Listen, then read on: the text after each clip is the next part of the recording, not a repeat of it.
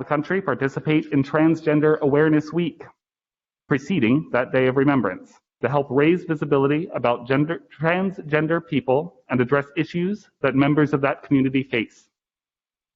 On your seats are the names of 69 transgender people whose lives were shortened by violence since the last Day of Remembrance, November 20th, 2020.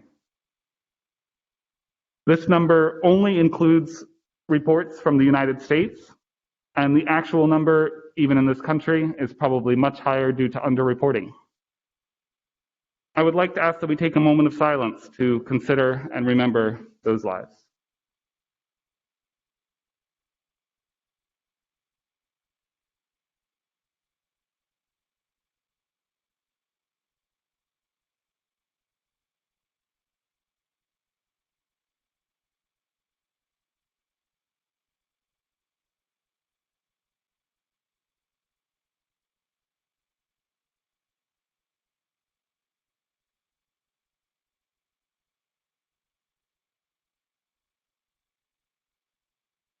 Thank you all.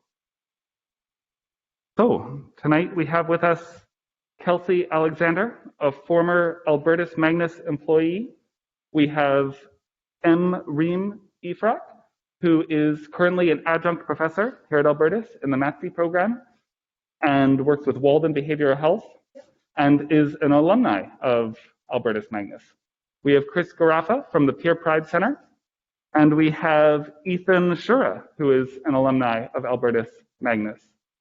If you wouldn't mind taking each in turn, just giving us a little introduction about yourselves, telling us who you are and about your lives.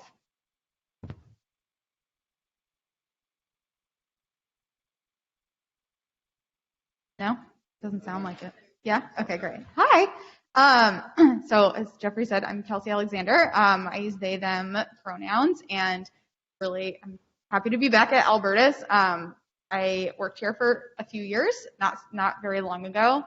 I work in the anti-sexual violence field, mostly doing prevention of sexual violence, which is something I care a lot about and what I was doing here when I was at Albertus as well. What else should I say? I live in Middletown. I'm from Connecticut. I've been here a long time. Yeah, and when I was here at Albertus, I worked with Bonnie and Jeffrey and Jillian and Dan Hurley to do panels like this. So I'm just so happy that we're continuing to talk about the trans community, the non-binary community, and celebrating and honoring Trans Day of Remembrance. So I'm Emreem Ifrak. I am an adjunct faculty here in the art therapy program. When I'm not here, I work for a company called Walden Behavioral Care.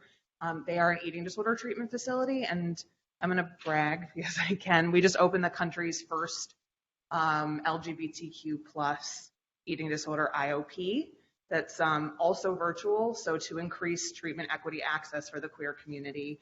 I kind of went back into systems work, and that's kind of what I do in my career. Is I'm an individual therapist, and I go back into different facilities and I help create sustainable queer programming run by queer people. So also trying to increase access for all of us to have meaningful jobs. And when I'm not doing that, hanging out with my partner, raising a bunch of animals, making art, and just like being a fun person. Thanks. So yeah, Chris Garaffa, they, them, no affiliation actually with Albertus. I live in New Haven. I lived here, I grew up in Connecticut. I came out about 3 years ago, publicly came out about 3 years ago, which is different than I think a lot of what we see right now. A lot of people come out earlier. I was in my mid-30s. I'm no longer in my mid-30s. And so, I've had that experience. I think it's maybe a little different than what other folks, may have experienced. But so my work with Peer Pride is a about to be legally a nonprofit, working on that. It's a lot of paperwork. We do trainings and services for, about equity, specifically around LGBTQ issues, but also looking at the intersectionality, of race and class and disability and so many other things. So I'm the technologist. Technologist by background, and I think there's so many intersections with technology and all of these issues, including gender, but also with disability and many others.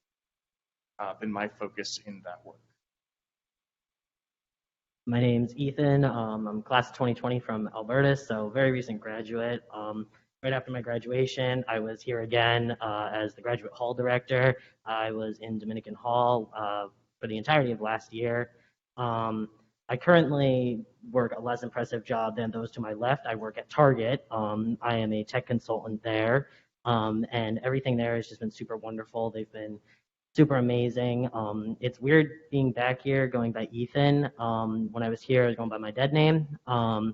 So it's strange to be back here going by Ethan, but everyone has just been super amazing, and it's great to be back. I'm going to pass it back, but also props to Ethan for working at Target. Like, that is not lesser than anything that the rest of us do. Like, that is super essential. Thank you so much. So we have just a few questions to go kind of round robin style.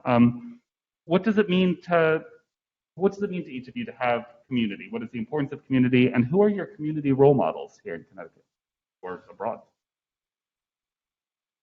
Okay. I shouldn't have sat in this chair because I feel like I'm going to have to answer all of the questions first. And well, we're not going to downplay the things we're saying up here this evening. We're not going to do that. But I was thinking while you were talking, Chris, about like coming out a little bit later than lots of people do. I had kind of a similar experience of coming out like in my adulthood. And I think it's hard to find community as an adult, regardless of who you are. I think whether you're trying to find just like friends, whatever their identities may be, but then I think finding like shared community or, community who shares specifically like your non-binary identity or your gender identity, like, is really challenging. And I feel, I don't know that coming out as like a teenager would have been easier, but I'm like, man, but then you get things like a pride club or like a GSA, like maybe then you find people.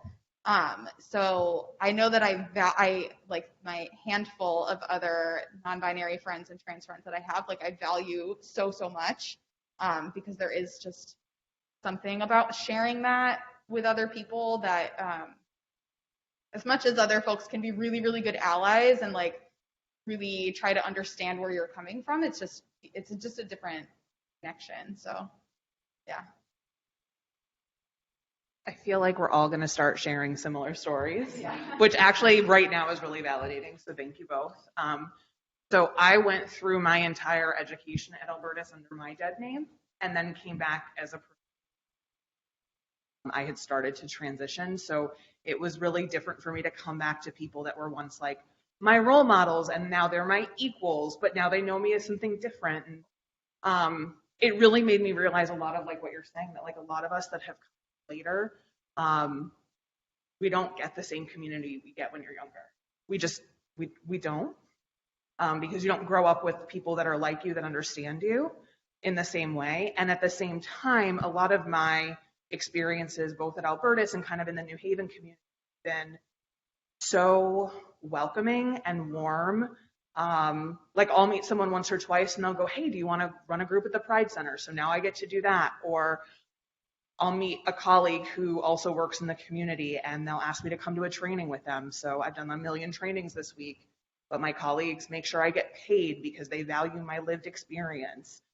So for me, a lot of times community is being valued, right? Being respected, finding people that value what you have to say, and also finding people that value what I have to offer separate from my transness. And that like my gender is the least interesting thing about me. And really having people that can honor that it's the most important thing and the least interesting at the same time. Thank you so much for saying that. Like, we are much more than our queerness or our transness. Like, my trans thing is also, it's like being queer, being non-binary, it is like the last thing I want to talk about most of the time. Like, I'm here talking about it and I appreciate the opportunity, but it's like, I just want to like socialize with people. And in that sense, right, like community for me, unfortunately, is like a means of survival. Like, we have a joke in the community that we all basically just pass the same $20 around to each other. And like, I'm sure other communities and groups have that same experience, but like, it's really sad. Like, the number of GoFundMe's are just like, Venmo me, please. I need to cover this. I need to eat. That we see, and like, I've been there. I've done it. I've given to other people. I've gotten back from it. And it's a stand-in for, from my perspective, a world where like our community can be chosen based on interest, not by identity. I look at that list of 69 names, and I know at least a few more this year, including one, a good friend from New Haven, who died, and it wasn't by the violence of somebody else, but it was from the violence of this. Like, that stuff isn't, like, lack of access to like healthcare is not considered on, and I'm glad that list is published, by the way. I'm not criticizing you, like, put that list out. Like, that's not even considered an act of violence, right? And so for me, again, community is a stand-in right now. It's something we need, and we need to be with each other and to have space with each other, because if we're not in that community, we still don't know if we're going to make it out of the social setting. Oh, sorry, my heroes, my people I look up to in community, though, Sylvia Rivera, Marsha P. Johnson. They threw the first bricks at Stonewall. They started Pride. The first Pride was a riot, and we should never forget that, no matter how corporate it's gotten. And they said, you know, we're not going to back down. We're not going to assimilate. We are going to be like, we are going to fight for our. Also, Leslie Feinberg was a queer person, a writer. Please go read their work. Yeah, building off what you said about the system and stuff, like it's hard, like just being queer and existing in this system, especially medically, like it's just hard to exist on top of having to worry about medical bills and this and that and whatever. Like, I have really good insurance. My dad got a job with really good insurance that would cover our entire family, and it still doesn't cover my hormone therapy. They won't cover any transitional surgeries that I'm having because it's considered cosmetic. They won't cover it. It's not important to them to cover, even though it helps me feel more like me. I have been more happy in these last 8 months than I have been before, and that's mainly in part of my supportive fiance, my great support system surrounding me, my friends, my roommate, my family has even started to come around and start using my current name and not my dead name, my pronouns.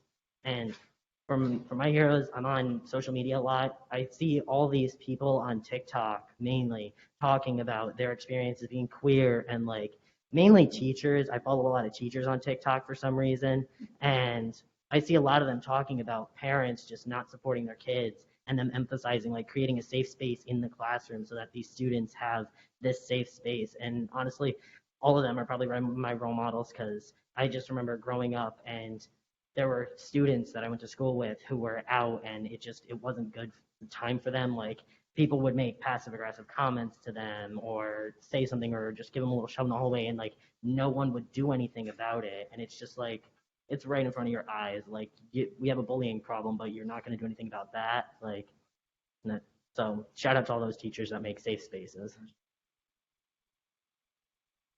Do we want to start from that end? Or... Thank you. On that subject of support, what is the role of allies in the community, and what does an effective ally look like?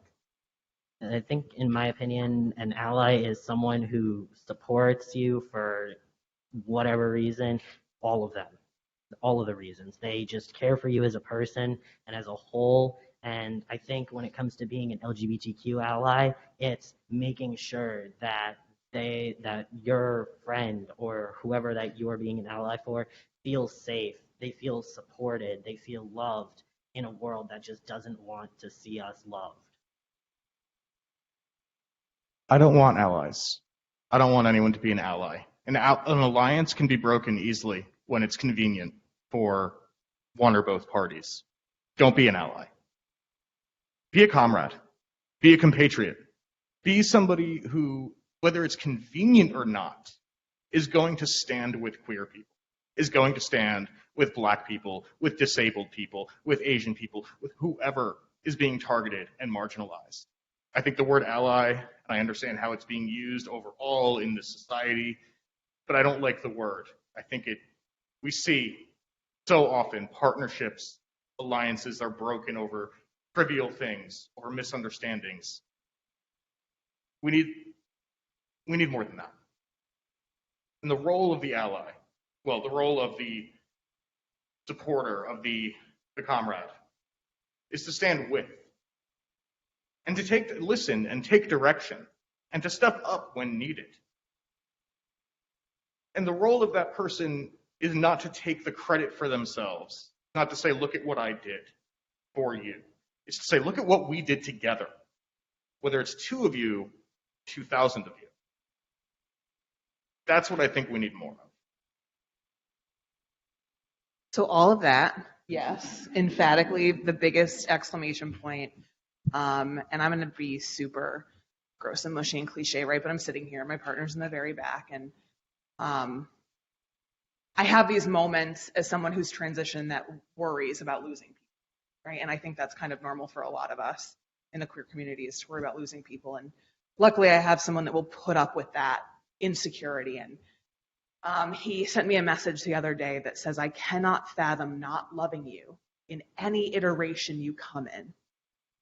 That is all I will now accept, anyone.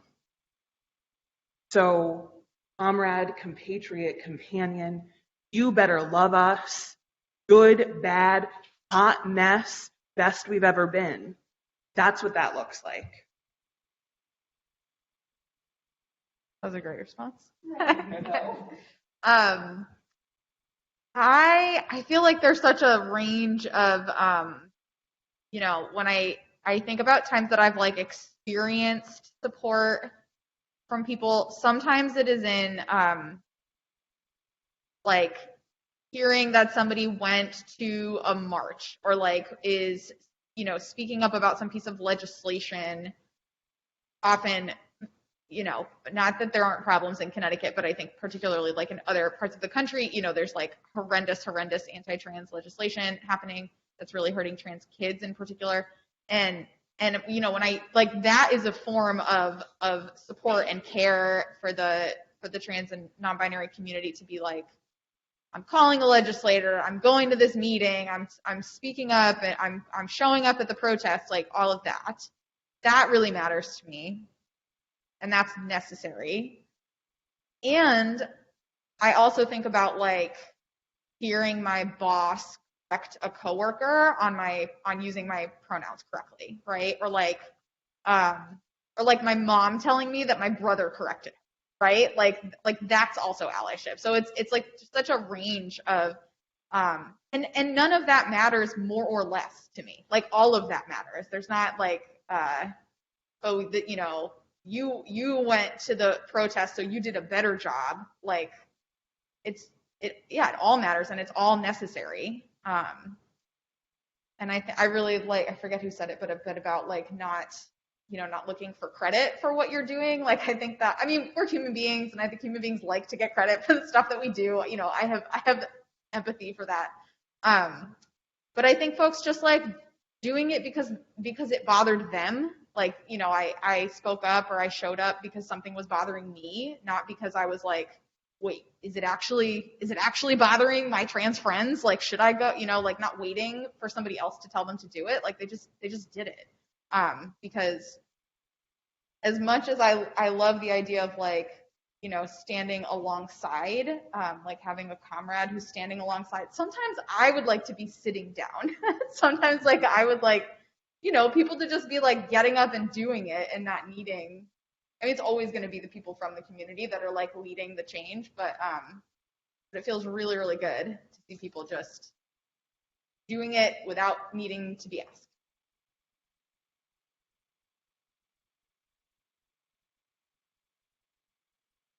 Well, I don't want to make you ask for anything, but I'm curious what inclusive and equitable spaces look like to each of you, and what we could do here at Albertus, those of you who have an Albertus affiliation, to make that real here. Anybody in the middle want to start? We started on yes. All right, that's fine. So inclusive and equitable spaces. They're similar to, I guess, what I was just saying. There's stuff that feels small and stuff that feels big. Not that any of it actually matters more or less. Like there's folks sharing their pronouns in spaces. There's folks having like you're handing out name tags at an event that have like a space for people to actually put their pronouns. Like there's all of this stuff that I think encourages and like creates opportunities for people to share things about themselves that we want to make sure people get right. There's like having lots of options for bathrooms and things like that. Like all of that is really important. There's also stuff that I think, so, one thing when I was at Albertus, one thing we were talking about a lot was how difficult it is for people to change their name on a lot of our forms and stuff that exists here. So that's a lot of the change that needs to happen is like kind of boring. It's like, it's literally paperwork, right? Or like meetings. It's like having meetings and like writing stuff down. So yeah, but those are things that I think like making it as easy as possible for people to show up as exactly who they are and like give opportunities for everyone else to know exactly who they are. That I think that's what an equitable space would feel like to me. I'm going to say what I need to say and try to keep my job at the same time, which is always my anxiety. Yes to pronouns on everything. Why do our student and faculty IDs not have our pronouns on it? Why is there no gender neutral bathroom in this building? Why did it take forever to have a name changed or an email address changed? And why do I need legal documentation to do that everywhere? Not just here, but anywhere. I should show up and say, my name's M. Yes, just the letter, because I'm fancy like that. Put it on everything. And there should be no discussion about why. There should be no discussion about what my pronouns are or why. It should just be, I'm M, I'm they, them. That's who you're getting. But there always has to be a discussion, right? Or you have to go to HR and let them know so that you're protected. What? Why does any of us have to go to HR and announce that we're coming out to be protected? But that's not just true here. That's true most jobs for most of us, right? You want to keep your job, you have to do the things to keep yourself safe. That's not equitable or inclusive. That makes me feel excluded. It makes me feel like this is not only not equitable, but not equal. And it's a systemic problem. It's not just like an Albertus thing. This is like everywhere. So for me, right, an equitable and inclusive environment is that each of us can walk in knowing there's a chair that you can sit in, there's a bathroom you can use, you'll be spoken to the way you ask to be spoken to using the words that you are asking people to use, and no one will argue with you about it. Yes and yes. And it's about the process. Every system is flawed, right? Like, no one's going to be surprised to hear that. I mean, I guess Albertus has its issues, just like Yale probably does, like anywhere, any workplace does. Like, that's not surprising. But it's how you go about addressing those issues. Like, are you convening a group of queer people just to be like, well, we had a meeting, look everyone, we had a meeting and took a group photo? Because, like, don't even bother if that's all you're going to do.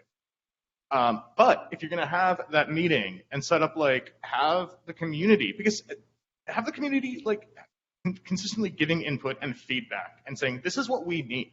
And also recognize we're not all the same. Like, we are different people and might have different opinions on things, right? Just because trans, we're non-binary, we're queer, however you identify, doesn't mean that we're all going to agree on every.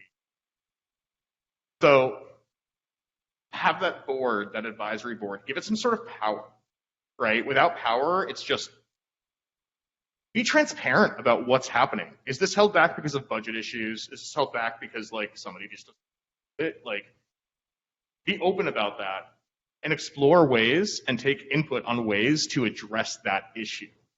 Is there a budget? Is there a way to move things around in the budget? To redo all of the bathrooms on campus? Or to redo, pay for a contractor to, like, update the software, whatever. It's about the process, not just hearing, like, the initial feedback and saying, this is a problem, and then going away and being like, I'm going to be an ally and fix it. It's about inclusion in the process. Yeah, I'd definitely say the bathrooms, not having enough gender neutral bathrooms on campus as a whole. I am not as, or I'm more passing than I was 8 months ago. And let me tell you, going to the bathroom in the campus center, the gender neutral one was taken. I had to go in the men's room. Almost had a breakdown, full blown, almost crying on the floor over it. It was just so scary. I was like, what is going to happen to me? Like, is something going to happen to me? Like, it's Albertus. I know it's a safe place. I've been here for how many years at that point? Like, I know nothing's going to happen. It's just that thought, like, hey, what if this wasn't Albertus? What if I was at the supermarket or a restaurant or something and someone was like, yo, like, that happened to me actually. I went out downtown with my friends one night. After I had cut all my hair off, I wasn't out yet, but I went into the women's room and someone had stopped me and was like, that's the women's room, right? And I was like, yeah, I know. And like, they felt so bad. They apologized profusely, but it's just one of those things. Like, let people walk into the bathroom they want. You don't know them. You don't know their story.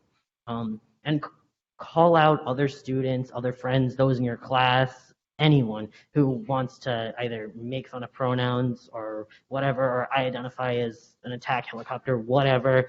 I've heard it all. Call them out. Start an argument with them. Even if you're in the middle of class and they say it, start an argument with them.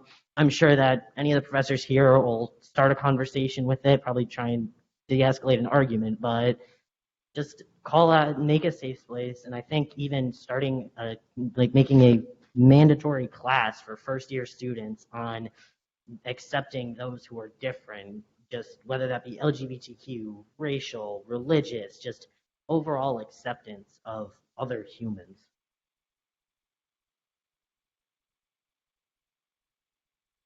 Thank you all. At this time, I'd love to open it up to questions from the audience. Yeah? All right, bring me that. One more question. What would you like to see for children or adolescents that are questioning or transitioning? What would you like to see from the organizations around them, their schools, their families? Oh, it's all good. I'm so glad we get to answer this question because I just think there's so many amazing possibilities for how we could be like wrapping around and just like caring for all children. Like in an ideal world, I feel like all children would get to be exploring their gender. I mean, they do, right? Like kids do in ways that adults just like don't recognize because I think we get so, I don't know when it starts happening, like at what age exactly, but we get really good at just being like, here's the little boxes that people go in and like, I'm never going to think about it again until, maybe you're a person who like can't stop thinking about it. So, I mean, I would just love a world in which we have like no questions about kids' gender. Like the kids just are who they are and like they wear what they want to wear and I don't know why we have like gender segregated sports anyway. It's whatever. That seems dumb to me. So get rid of that. People could just, you play the sport you want to play or you do the other activity that you want to do with whoever you want to be around. And then whatever emerges, if like gender feels like a meaningful thing for a kid to claim and that like emerges as they get older, then awesome, cool. Like let's celebrate whoever they are. But I think so much of it is just like, we just don't need to be, why do we care? Why do we care what label we have like put on this child who may not know or may know exactly who they are at whatever age? Oh, so I used to be a preschool teacher. A lot of people don't know that about me in my first career. And did you know that dress up is for girls? I didn't know dress up was for girls until I became a preschool teacher. I come from a different background than most people. My mom raised us fairly gender neutral. Whatever my brother did, I did, and whatever I did, my brother did. So we played dress up. We played basketball. We took painting classes together. I learned how to play football. I did not enjoy that, neither did my brother, but we tried. And I just keep thinking, why are not all kids given the opportunity to try everything?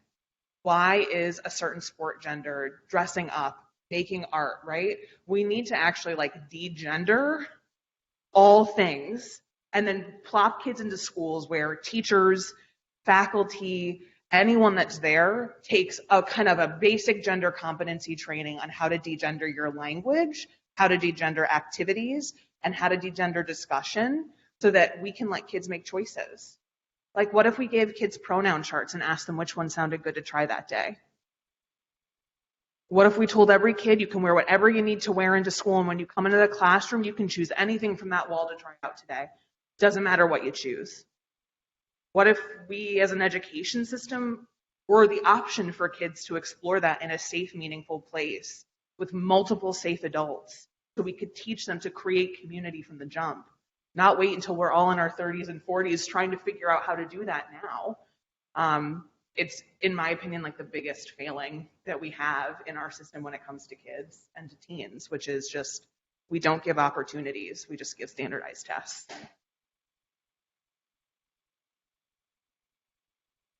I think when it comes to parents and to individual educators and people in, a kid's life, like just trying to be as accepting as possible. Like, this is a child who should be important to you. And maybe it's a phase, maybe not. Maybe you were just telling them it is, and they're going to go, like, press it way down. Not talking from personal experience or anything. But also, we need to have more social systems around this. Like, not every parent is going to understand when their son, who they've called their son, says, I want to wear a dress. Not every parent's going to know what to do with that. And we're lucky here in Connecticut, we have the Pride Center. We have, like, the awesome resources. But not everyone has that opportunity, right? Not everyone has a place that they can go. Not everyone even knows, like, okay, I think my kid is trans. How do I nurture them? They might not even know the word. And so we need social education, right? Not just schools, but just like billboards about gender, right? We need like just normalization of transness and non-binariness and agender and all of these things. And I think people are working so hard to provide resources for parents and educators, and we do it in Peer Pride, and we know people who are like doing it all over the place, everywhere, in their workplaces, their schools, whatnot. But like, I look at just the giant resources that Madison Avenue has, that DC has, and these giant budgets, and like, what good is it being used for? Like, we need to use some of it for that kind of stuff, while we're providing also like that key support that we're doing right now. It's not enough, but we can't stop doing it. Two major things for kids. One, picture books, children's books that are all about LGBTQ issues, religious issues, race issues, all of that stuff. We need more of them. Like I said, I work at Target. I also do the children's books. I have yet to see one book for LGBTQ children or children on LGBTQ issues. The second, for those of you that don't know me, I am a gamer. I have been a gamer since I was old enough to hold a controller and process what to do with it. I have consistently had a controller in my hands. And let me tell you, earlier today, I had been called 4 different slurs by the time of noon today. I had been called 4 different slurs. We need to make safer online communities for kids. I'm sure we all know at least one child that either by the age of 4 had an iPad in their hand or has played Fortnite by the age of 10. And I wasn't playing Fortnite, but the other night I was, and I had also been called a slur. Like, these are the people we're letting around our children. And online, on social media, like, my 11-year-old cousin has a TikTok account, and he sees everything. And all of that, whether it's bad or good, he sees all of it and he absorbs it. So we need to make safer online communities and more picture books for children.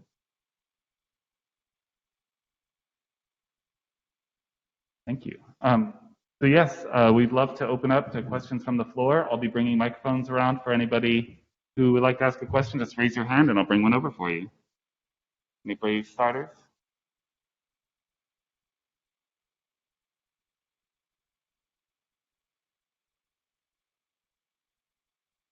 Yeah.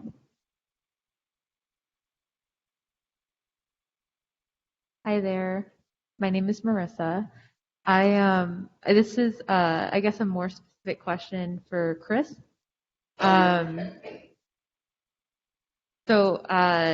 was wondering if you could give a little more information on the nonprofit that is coming to fruition. And then maybe I'll have a follow-up question, but Sure. So Peer Pride, the organization that we started, that we're in the process of all of those legal things. We're a collective, essentially, of peer support experts. We are trans and BIPOC-led, Black, Indigenous, people of color. And our goal is to provide the services like trainings, consulting. I just did a document for like the National ER Nurses Association, like edited one of their documents, and I know I messed up the name of their org, I'm sorry. But like edited one of their documents on how to like train nurses on like gender, questions of gender. And like that's the kind of thing that we're doing. And then I ended up in the ER a few weeks later, and like they clearly hadn't rolled it out. So that's the kind of stuff that we're doing. We're also separately developing hotline software so that any group can start an anonymous, confidential, peer-to-peer hotline. So you can call in, and you have volunteer operators that we also would help you train and get set up. No one sees each other's phone number. You don't need to give a name, a location. No one can get the phone number, anything like that. We're also, we have applied for grants to be able to build that software. It's huge. And there is really no other option for it right now. And for the ability for communities to be able to like provide that for themselves, we think is going to be really significant. Thank you. That's the form seems very valuable. So thank you for sharing that.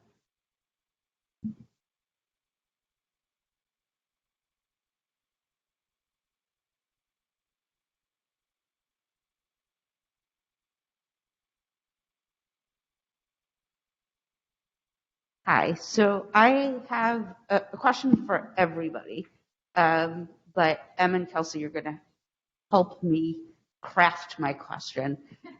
So my question, I've had this conversation with you, Em, and with you, Kelsey, about this notion and of like the chafing of gender, to quote Jeffrey Marsh, and kind of how non-binary identities are threatening, right, to the patriarchal society.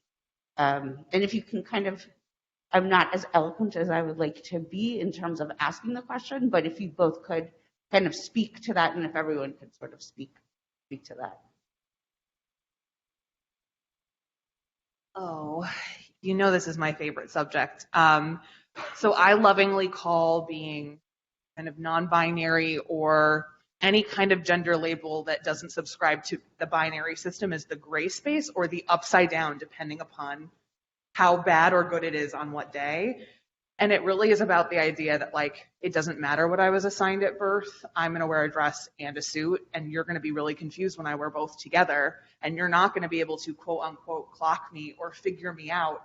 And that causes a physiological reaction in people that don't understand how gender actually works, but have been indoctrinated into like a fully binary system where men look one way and women look the other way.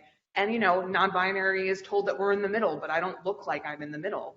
There's no middle, right? The spectrum is more of like an estuary, right? Estuaries are rivers that flow into the ocean, right? That's actually how gender works. There's this big expansive space and little spaces that flow off of it. And we all get to live in all those little spaces that flow off of it. And I think people are threatened by different. We've seen that historically.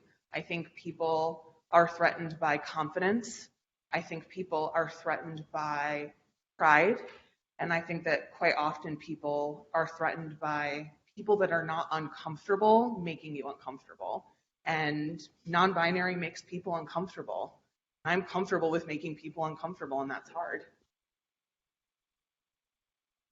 I think, also one thing I just was going to say, this is the first event that this is the first like public speaking thing I've ever done about my own identity, really, which is, it's not hard in that it's not difficult for me to sit here and look at all you wonderful people and talk, but I'm I don't speak about this stuff all that often, so it's cool to be practicing doing that, and figuring out what do I think about these questions. It's another great reason to have community, because then I feel like you talk about some of this stuff sometimes. I also think like specifically being non-binary or agender or genderqueer or exactly what Em said about having a gender that's like a rejection of you're this or you're this. I think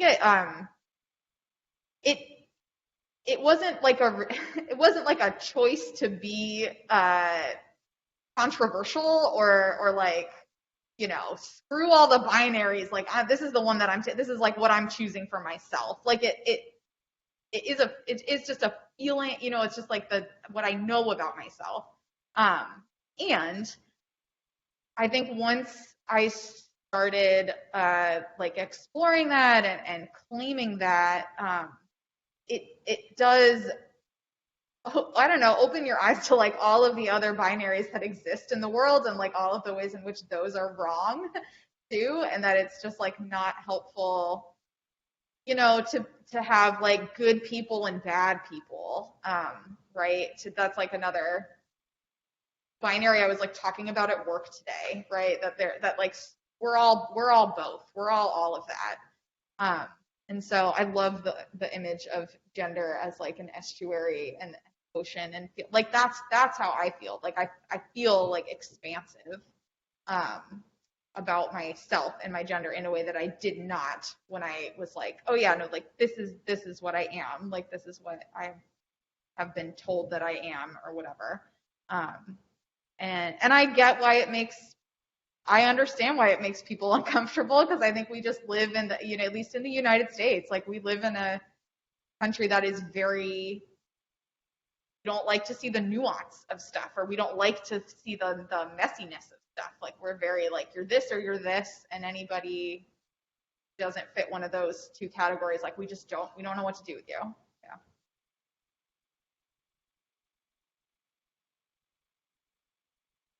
I mean, even Bill Nye said it. Gender and sexuality are both a spectrum. I don't know if any of y'all saw that video. Great video. 10 out of 10. Recommend. Go watch it.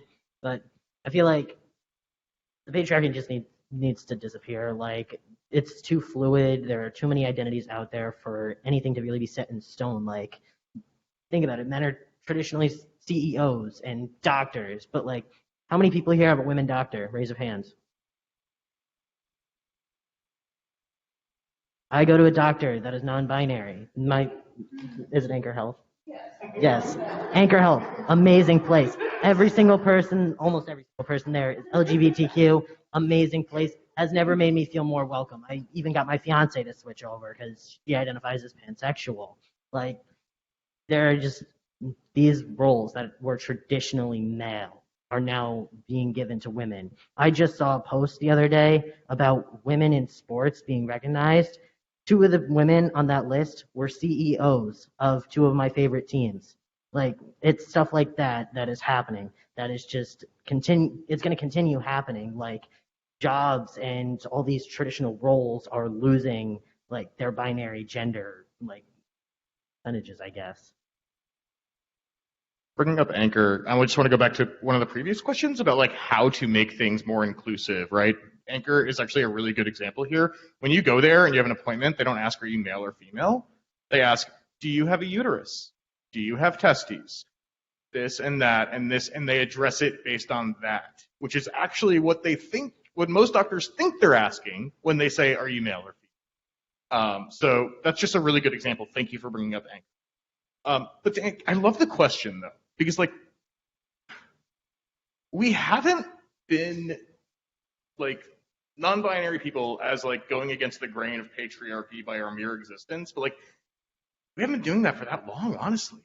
Like the superstructure really set up the patriarchy just not that long ago, all things considered. We're in a sense living the tradition of so many ancestors from all over the world, by the way, right?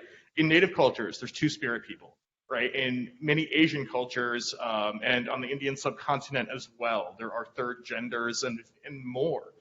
This hasn't existed for that long, and it doesn't need to exist for that much longer. And that's the lesson I take from that.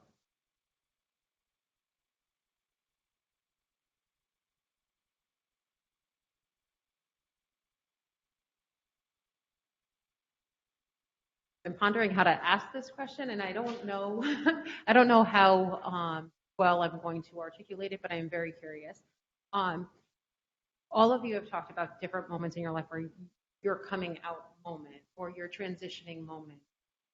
What advice do you have to the people that don't understand that transition? Because just as you, for example, and changing your name from whatever your dead name was until this, there are people in your life that have always called you by your dead name. How do you want those people to help in your transition? Because just as you are transitioning, they are also transitioning into this new world with you. What advice do you have for those people? Oh, Did I say that right? Does that make sense? it makes sense. So I don't think anybody transitioned with me. I think that's the big thing that I would want to clarify is my partner held my hand. They went to as many appointments as possible. Yes, I had supports, but honestly, other than my therapist who listened to me go through my own internal process, it was really me and my paintings that figured this out. And it wasn't really figuring it out. I've known who I am my whole life. It's just never been safe for me to be myself until now. And so really all I expect from people in my life is to continue respecting me and keeping me safe. I'll kind of share what happened when I came out to my dad, because that was the hard one. So my dad is older, he's in his 70s, and he was raised in Catholic schools and all that good stuff. And I don't know why I was scared. I knew he would accept me, but I had that fear, kind of like you were talking about, in the bathroom. I was hysterically crying, hiccuping, I was 3 again, and I didn't want my dad to leave me. And I'm very fortunate. This is a very fortunate story, and I want to make that really clear. My dad said, I think that you see so many families reject their children that you forgot that this could be a good moment. When you become a parent, you sign up to become a parent no matter what. I don't understand any of the words you just said, but it's my job to figure it out. I love you no matter what. Let's have dinner. Then he called my brother when he got home, and my brother educated him. And that was the only discussion we've had, because my gender doesn't matter. It matters immensely, and it also doesn't matter at all. I'm still his child. And I think that's all most of us want, right? Is to just be treated like the person that people love and by my name and pronouns. I don't think that's a big ask, right? I'm going to still call my dad dad, even if I don't agree with the gender binary system. I'm not going to take that from him. So there's nothing for anyone to take from me. Yeah, honestly, I only came out about 3 years ago. My family been very conservative. I have a cousin who came out as gay when I was in my teens, I think. I'm not gonna lie, I didn't know he was gay until about maybe 4 or 5 years ago. Everyone in my family made fun of me for it. We moved past it. But there was a time, I think I was 16. I hadn't seen him for 3 years, even at family holidays and stuff. He had been, I guess, for lack of a better term, essentially exiled from my family because of beliefs that other members of my family had held. I hadn't seen him on Christmas, Easter, any of those holidays. Moving forward, he left the state. He moved in with a boyfriend and has lived in 5 different states and has been thriving once he stopped caring about those negative opinions and really accepted the love that was around him. His mother was the first person in my family to start calling me Ethan. She has been amazing, immediately switched to he, him pronouns for me, called me Ethan. It took a little bit harder for my parents. I mean, it was my fault though. I told them over text at about 2 a.m. and then I put my phone on Do Not Disturb and went to bed. Woke up to about 14 texts in the morning. Not a good move on my part, but I'm also chronically anxious all the time. So I did not want to have that conversation with them face to face. But telling them over text made it easier to have conversations about my gender identity and what I was going to do moving forward and who I am to them. It made having those conversations much easier for me. It did not make it easier for them. but I felt like I needed to tell them my truth, my way. So now when I go to have conversations with them, yes, I still text them, and then I go and have the conversations in person with them.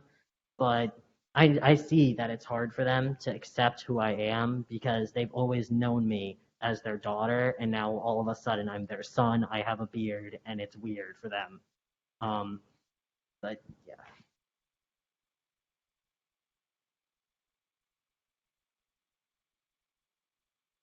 I can't remember exactly what the initial question was, but I'm thinking about my parents. And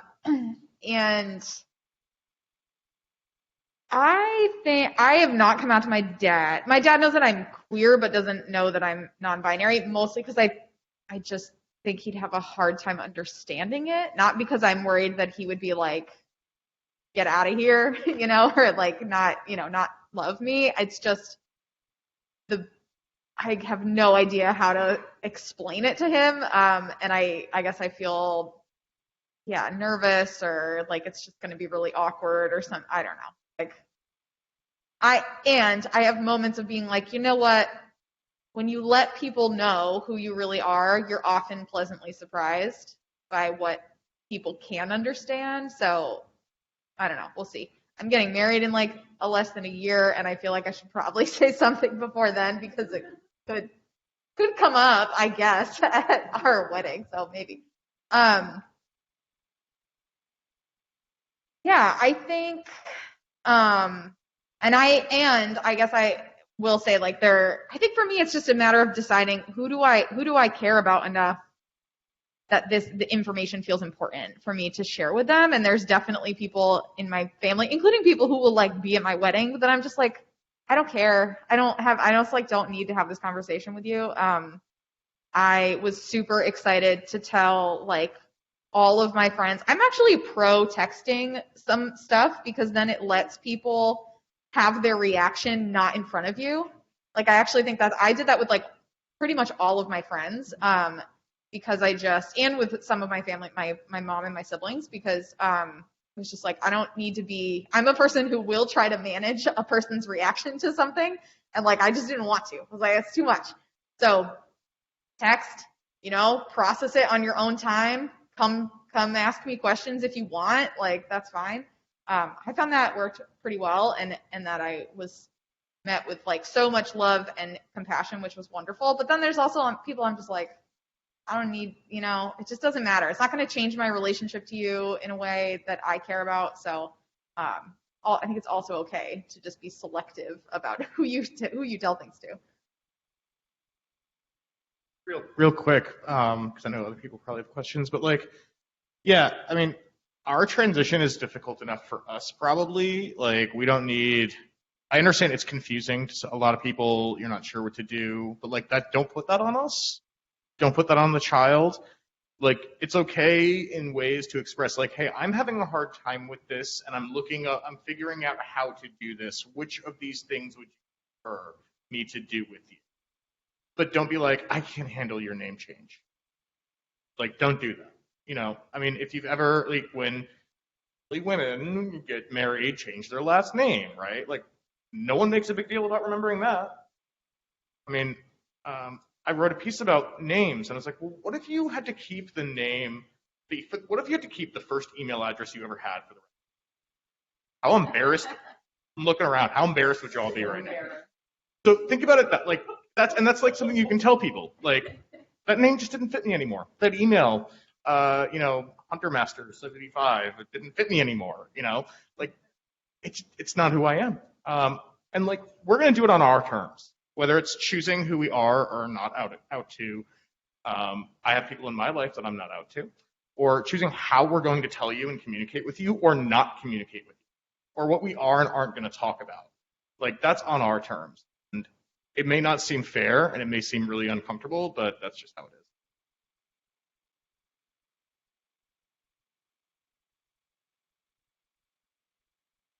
Sorry, I couldn't get the microphone to work. So my question is, in your discussion earlier, it was brought up some different resources like Anchor and Pure Pride, and I'm just curious, I think, to know if any of you have any other resources you'd want to impart on us that maybe we could pass forward to friends of ours that are struggling to find resources or that we could use ourselves? Yeah, great question. It's always great to share resources. Unfortunately, I don't really have any personal experiences with any resources outside of Anchor Health. I know that when I first went there, I met with the doctor. It was a virtual appointment because I think I had COVID at the time, so I was in my house just on my computer, and they were like, "Okay, like what do you want to call like your private areas? Like what do you want to be called? What are your pronouns? Like how do you want to go about this? What are you looking for from our services? Like." And they were just flat out with everything like, okay, what do you want from us? And unfortunately, that's all I can tell you about. I'd add the New Haven Pride Center. Really like awesome. They do a lot of programming, and at this point, I think a lot of it is like hybrid programming, but like they're keeping like everything except their like support and discussion groups. I think at this point is still just online. I think their discussion groups may be back in person with a virtual option. So the New Haven Pride Center, and they have like groups for like not for like trans adults and like youth and all that kind of stuff.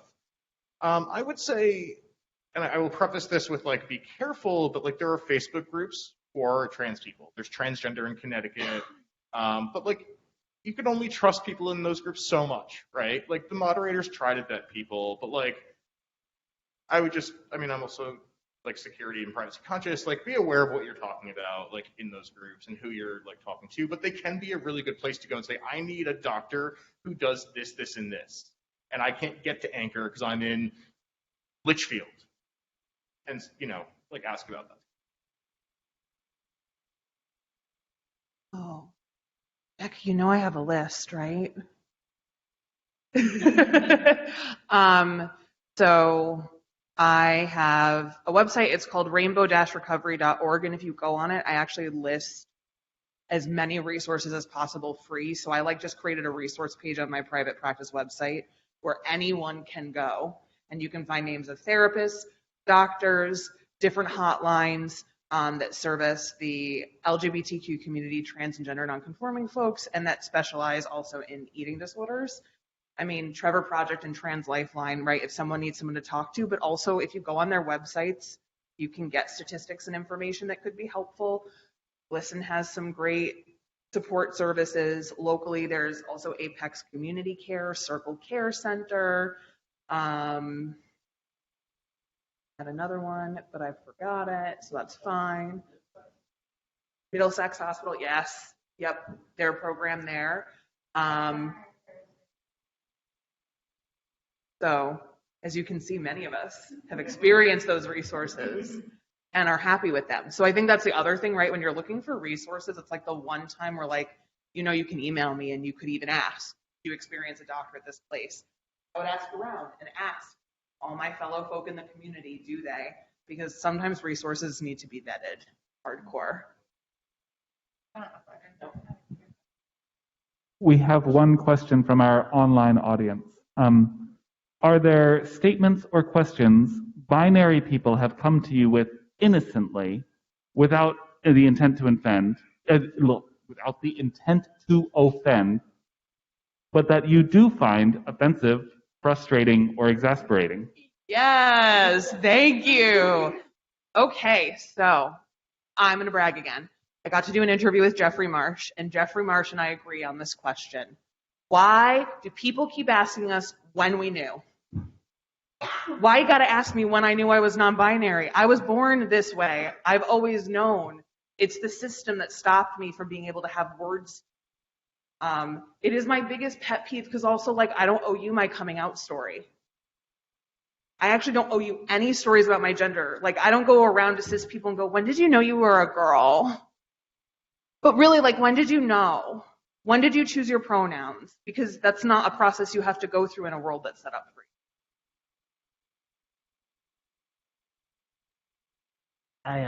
I have some medical issues, so I was at Yale the other night, and one of the nurses that was checking in on me was like, "Oh, Ethan?" I was like, "Yeah." He's like, "All right, let me see your bracelet," doing the thing. And he goes, "You know you have another name in the system, right?"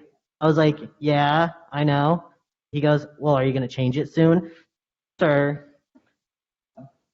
Yeah, that's all I'm going to say on that. The worst one? What's in your pants? Why do you think you need to or have the right to know that unless we're doing something that involves that? Or alternatively, what were you born as? Those questions, and like 90% of the time, I get they come from people who are well-meaning and trying to understand, but I'm like, that's not something you need to understand. I don't find this question to be offensive, but I just wish people would stop. And I wouldn't even say like I have gotten this question a million times because I think as an adult, maybe I get it a little bit less than like a person younger than me might. But I think and this is a little bit to something that you just said. Like the question around like, oh, how did your parents react, or like because one, you're potentially, who knows how this person's parents reacted, and like you're potentially asking them to recount something like very painful and traumatic. It also, I think the question just makes a lot of assumptions. I think we ask that question because we sort of assume that they reacted badly, maybe, and like, which is not true of all parents and, people of older generations. And because I think it centers like it's not about what is my experience, it's like then it's centering like these other people, these people that, are not me, and they have their own process for, dealing with their kid's identity or whatever. So I guess I wish people would stop asking that. Like if somebody is important enough to me in my life and that feels like something I want to share with them, like I'll just do it on my own. Like, you don't need to ask. Like I'll just talk about it. So yeah, that's one I think we could get rid of. Another one. What's your dead name? Unless you are that unlucky to have either known me that long or been in my life that long, you do not need to know. That is not who I am. That is not who I have ever been. And it's quite similar to asking assault victims to recount their event. Unless you are my therapist or someone else, please do not ask. It is not important. It has nothing to do with me now.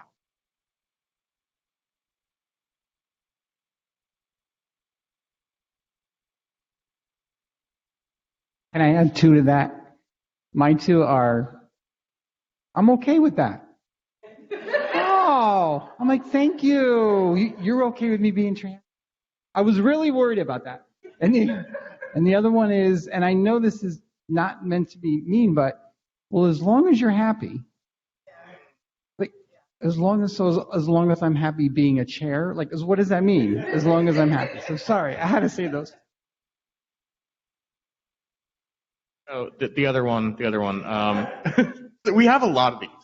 We could have done a whole panel on these. Have you had the surgery yet?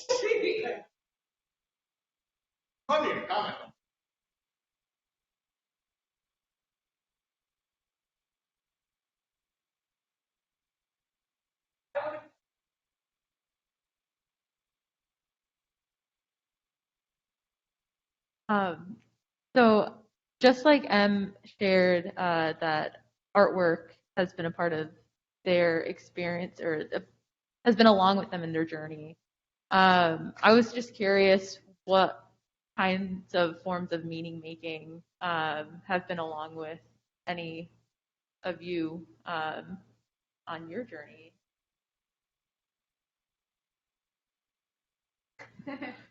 So like I said, I came out about 3 years ago. I was kind of out to a couple like close friends of mine before I had met my fiance and her friend group, and they kind of took me in like with them and accepted me. And I had told them, and it had gotten more outward that I had started coming out to more people. And throughout that time, there were only two things that remained consistent in my life. One of them was my fiance being a great support system for me. She was probably my biggest supporter. She held my hand through it all, held me while I cried after I texted my parents before I went to bed.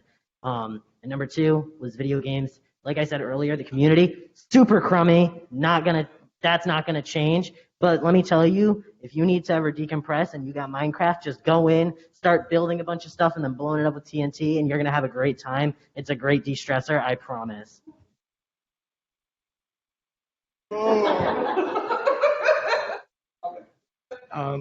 I'll say for me, it was my husband. He has been just amazing. Kind of knew before I came out. Well, before I even came out to him. Other than that, I didn't really handle it well. And I laugh at it, but it's something that a lot of us go through. We develop unhealthy habits. I drank a lot, for example. Overate as well, to like very unhealthy levels for myself. And, and that's when I go back to talking about community from like the first question. Yes, I could talk to people, but like there were also all of these things coming down. Okay? So, yeah.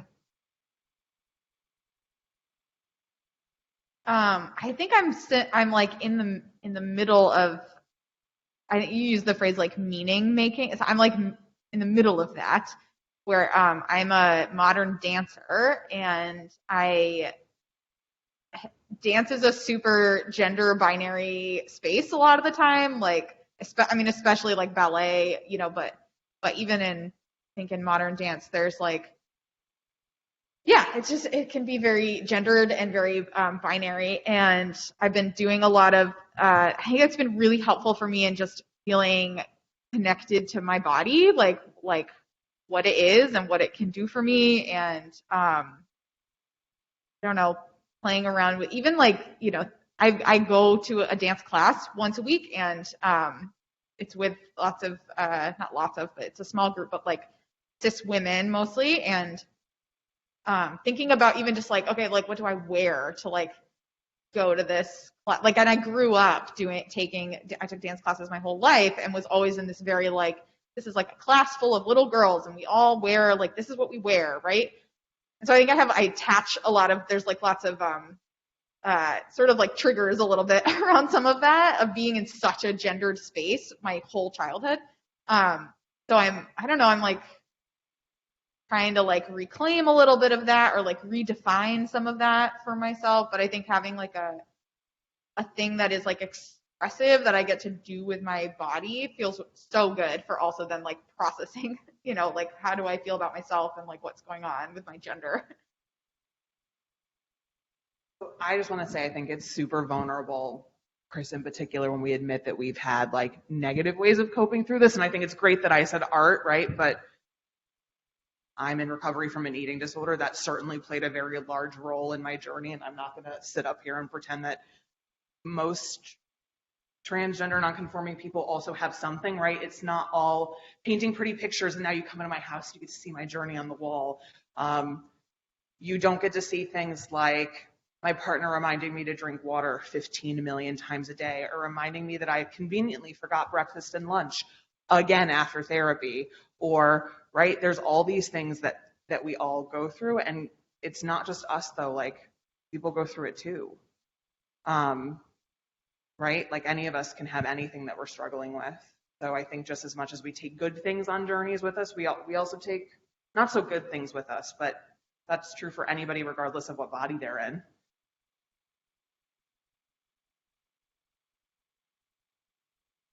I don't have a question per se. I just wanted to thank you all for sharing space with us and sharing just such personal information, and I truly value it. And it's been a great opportunity being here this evening and just listening to you all. So I just wanted to thank you.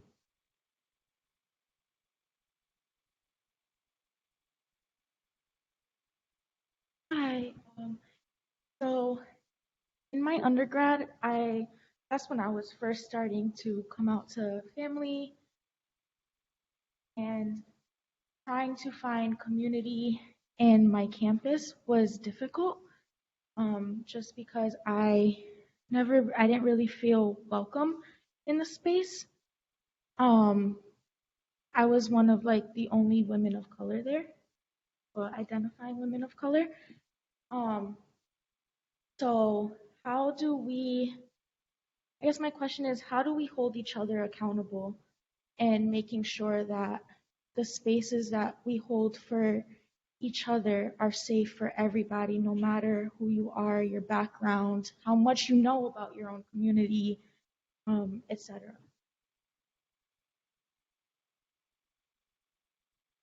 So my first year here at Albertus, we'll call it crazy. That's understatement of the year, though. It was absolutely wild. But between the stuff that I had heard, stuff people had told me, stuff that actually happened to me. One thing I remember is that someone that had lived on my floor had come out as trans.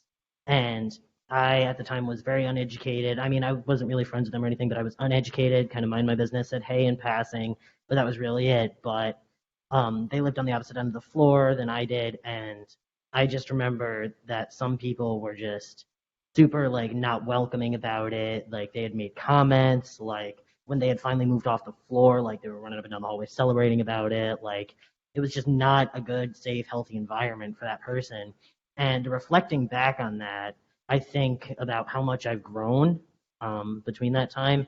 And I think if we allow a lot of people a safe space to reflect on negative actions without judging them for it, that could help foster more safe spaces for these people. But it all starts with your own reflection. And like you said, you're reflecting back on it and you didn't feel safe. You didn't feel welcome.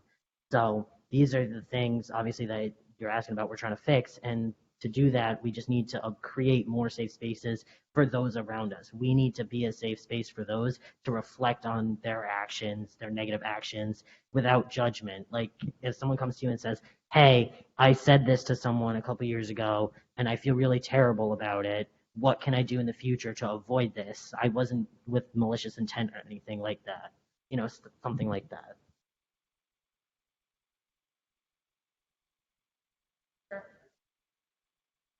I the thing that I don't know if this is exactly what you're asking, but the thing that I started thinking about was how like for me as a white person, I need to be constantly reminded, like, yes, I have this one part of my identity that is from like a marginalized community, but that I'm white first. Like that's how I am in the world. That is like the communities I have been raised in, like that's the privilege that I carry with me everywhere. And I do think that in particular, like the white queer community has so far to go in terms of creating safe spaces, inclusive spaces for Black and brown queer people in particular. So yeah, I think it's a lot of like white people needing to hold each other accountable and to thinking about like,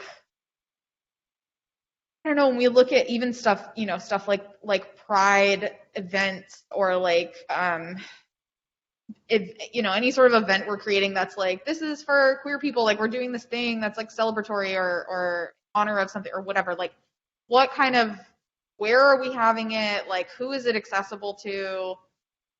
There's been a lot of very valid critique of like how much queer stuff happens in like bars and like places where there's like lots of alcohol, which that's really problematic for a lot of reasons and is not accessible to lots of folks. So yeah, there's lots of like more tangible things I probably could be speaking about, but it just is something I'm thinking about a lot. And I think any other white queer people out there, like we need to be doing a better job that remembering that like, yeah, we have this pool where, this part of ourselves that like may have experienced discrimination or what have you, but like we're also white. We also have so much. Yeah.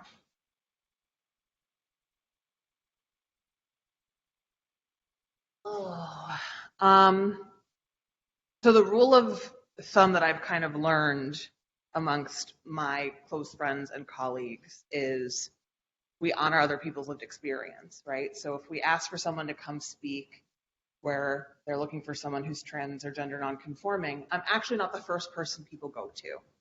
We go to my colleagues who are also part of the BIPOC and AAPI community and also have the intersection of gender first. Then if they're not available, they pass it to me. Then if I'm not available, I have other queer folk who are not in that community and pass it to me.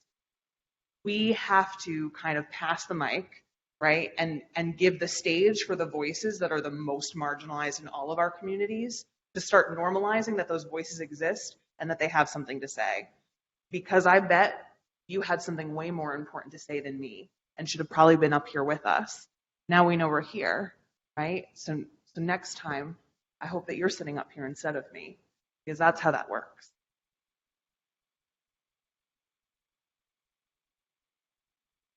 When we're looking at our communities, however we define that, whatever community you're in at a given moment, I think two things have to exist at the same time if we're trying to improve them. One is love, and the other is accountability. You don't have to like everyone, but you have to have love. There are so many people I deal with, like in various communities, including the queer community, that I cannot stand. Do not like them, but I love them, and we hold love for each other. And that also comes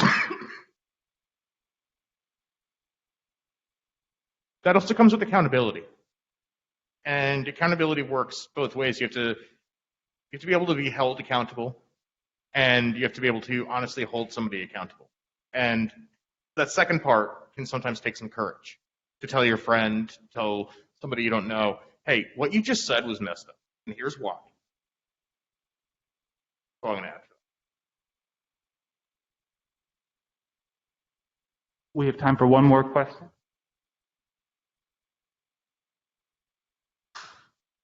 So the question I have for you all is, obviously we're not in a perfect society where, we still live in a very like binary society. So as for like parents, what would you recommend to create like a safe space for children to raise children that they can feel safe and feel like they can have their true gender identity? Any tips or advice? I'm not a parent, so I always preface everything I say with that. I think children need modeling more than anything. So if I want children to understand people of different genders, ethnicities, races, cultures, religions, I have to put in the effort to expose them to that. So it would be my responsibility as a parent or someone's safe adult to ensure that whether it's books, TV, the places that we visit, the people that are in our lives, that the diversity that we should all be surrounded with is how a child is raised from the beginning. There's tons of studies that talk about how the more affirming environments a kid has, the less likely they are to develop substance use and eating disorder, make a suicide attempt, right? So if from the day you know you're going to have a child, you start cultivating a diverse community where everyone is welcome, when that kid is finally here, statistically, you will have very little to worry about that isn't whatever happens in the birthing process that you can't control. So that's kind of just my initial thoughts.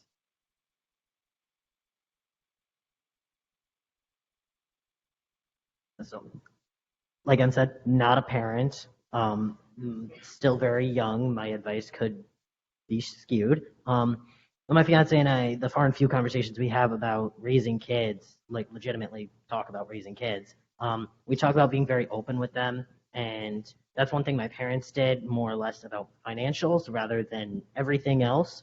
But being open about everything from sex to drugs, alcohol, whatever, that there are bad people in the world, that there's good people in the world.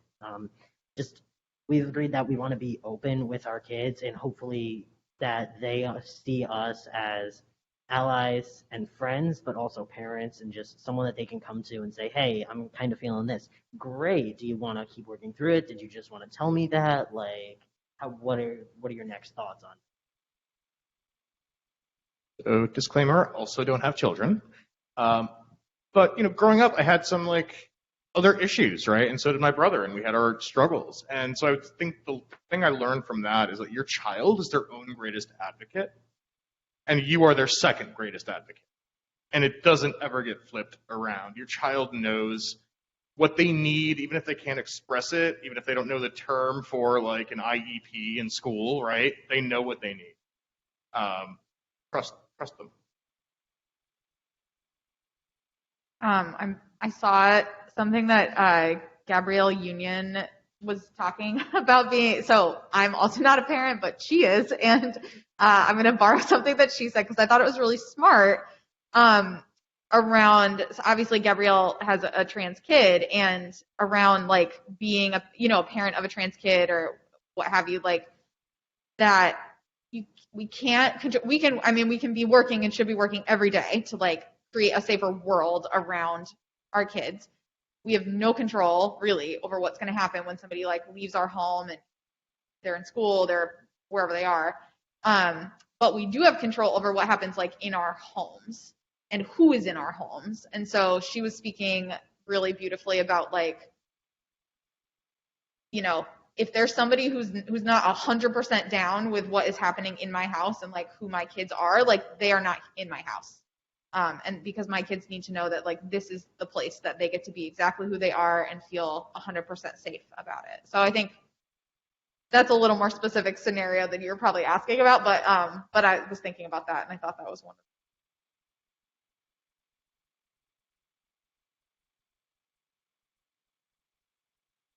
Okay, cool. Yeah, so I don't know. Bonnie asked me to talk about this. I'm not a parent either. I'm actually a little bit scared of kids because like they're very unpredictable.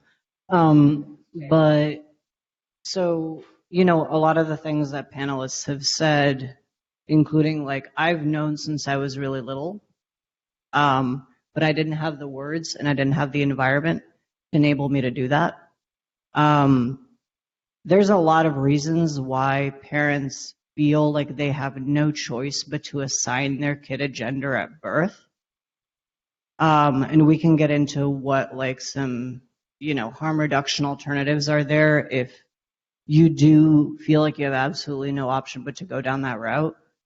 But I think that the first place that it starts isn't thinking about what do I do if my kid comes out as trans?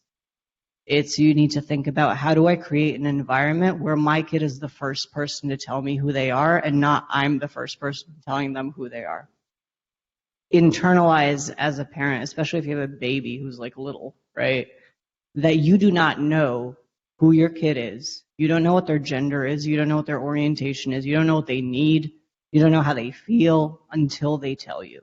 And operate off of that assumption, not off of, oh, I'm just going to go with this until they tell me otherwise.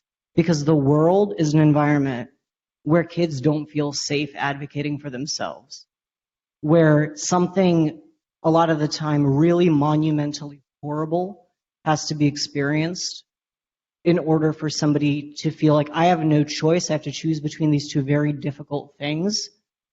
Being bashed by the world and potentially being bashed by the people that are supposed to love me the most because I don't know how they're going to respond.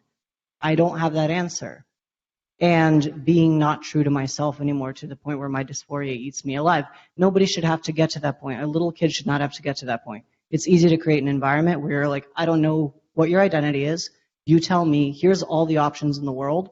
Let's figure it out. And the world really sucks. And people make these assumptions about the way that, people should identify if they look like you. Or the way that, certain activities are gendered or certain clothes are gendered or whatever. But you and I know the truth. And we're a team. And if you're a team like that with your kid, it doesn't matter what monsters are out there. They can tackle anything because they can be honest with you from like right off the bat. So, yeah.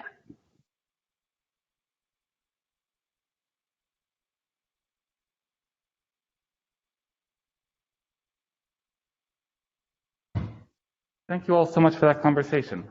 I would like to end tonight by more formally introducing Kirill Staklo from the Peer Pride, and to walk us out. Should I Thank go you so here? much. Yeah, right there. Oh, there's a thing up here. I'm short. Yeah, so I don't know. I don't even know what to talk to y'all about. Thank you for coming. I run programs with Peer Pride, and I also volunteer with the New Haven Pride Center. So I've been like poking in and out of a lot of the trans programming. For people who are interested, by the way, in like specifically how to support trans youth, there's going to be a really cool panel at the center on Friday that's going to have like some really great parents there, and also a therapist who like supports families and supporting trans youth. So definitely check out their programming. I think that's something that like I've been hyper aware of in this space is something that got touched on a little bit like a few minutes ago. And is that people right now are just starting to come around to the idea that we need to start talking about trans stuff. We need to start talking about gender. A lot of the time these conversations happen around Trans Day of Remembrance, which for our community is a very, very heavy time. November 20th is a day that we mourn people that we lost through violence. And the week preceding that, for a lot of those of us who are like very publicly trans, is a time when we're all thrust into the limelight. And looking at the panel here, y'all are amazing, but what I can't fake is looking at the names on the sheet. The majority of those are Black and brown trans women.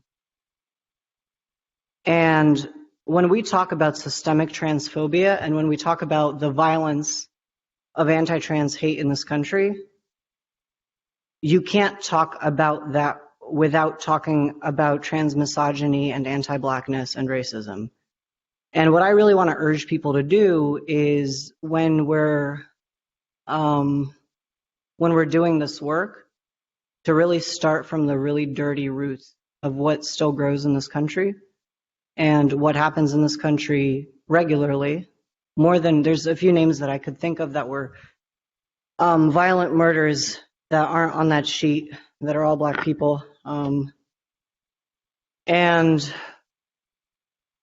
I think a hopeful thing, right, that comes from there is even though the things that we consider to be extreme violence that in a quote unquote progressive state we don't think of as part of our community, we don't think of happening, even though this state has more trans youth homelessness than most other states. All of that violence, that racism, that transphobia that continues to grow throughout this country, at the same time, there's potential and there's a seed for equity and for liberation and for leadership by trans people, leadership by trans feminine people, by trans people of color, by non-binary people, by intersex people, by trans men who are often synonymous, in my experience, with invisibility in our community. In every place, no matter how backwards, no matter how religious, no matter how, hopeless it seems, there's always a seed for liberation, because there's always people who can be living mirrors to one another and say, I'm not trans, but I understand your struggle because I've experienced harm in a similar way.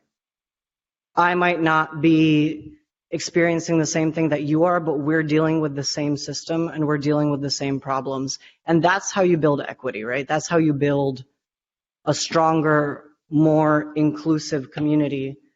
When you start to understand that it's not a process of inclusion by one dominant group of another, it's a process of people joining together, seeing your own struggle in another person's struggle, and understanding that I want to fight for you. I want to fight against the demons that are facing you, not because I feel sorry for you, not because I see that it's unjust towards you, but because it's part of the same system that's unjust towards me. Because my liberation is wrapped up in your liberation. That's what solidarity with trans people looks like. For cis people to say, I care about trans liberation because it is also my liberation. Because transphobia affects everybody. Misogyny affects everybody. Trans misogyny affects everybody, including cis men. We'll never admit that.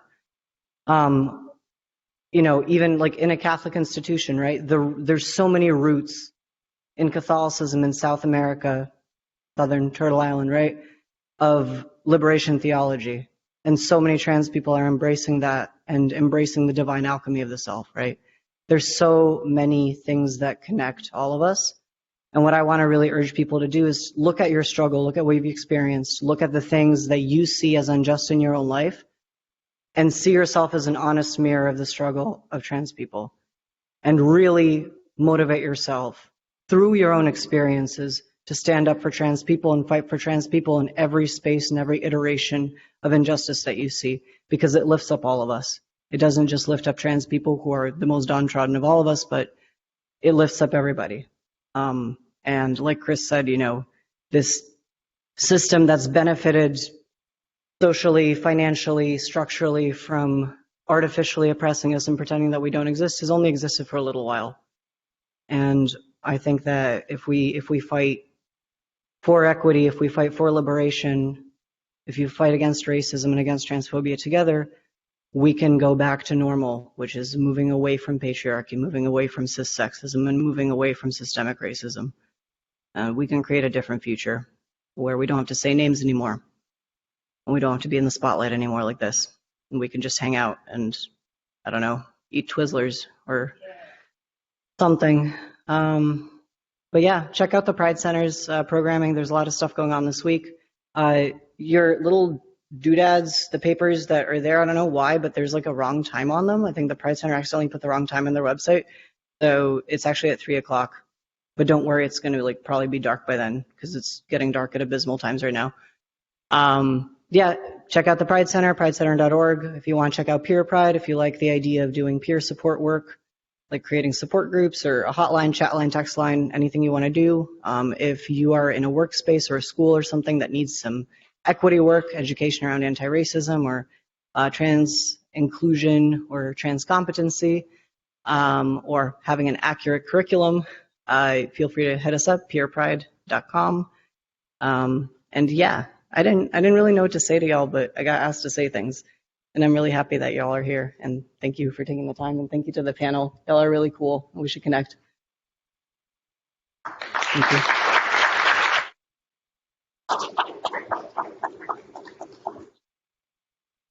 Thank you. Have a beautiful and safe night. Thank you all very much.